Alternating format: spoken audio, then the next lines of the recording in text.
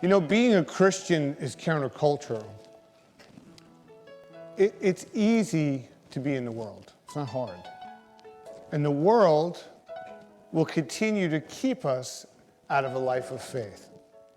And when the enemy works, he works subtly.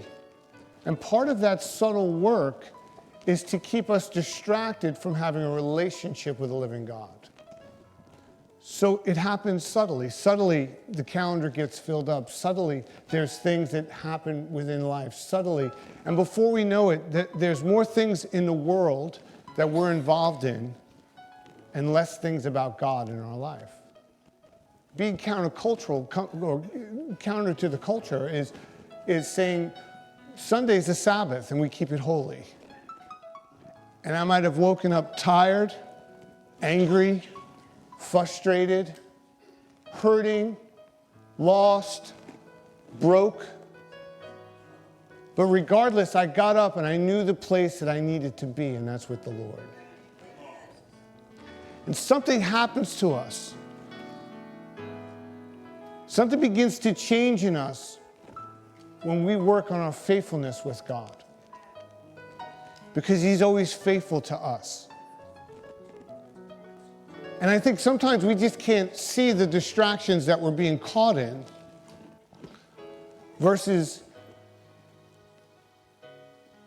the discipline of putting the Lord first in our life.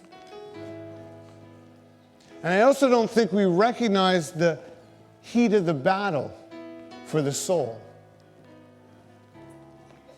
And the way that we come against the enemy's distractions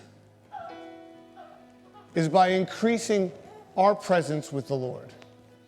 By coming into His presence, by searching Him with all our hearts, by knowing that He welcomes us into a place broke, hurting, lost, angry, frustrated.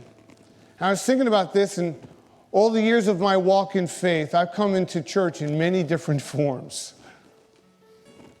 Fighting with the family on the whole way there,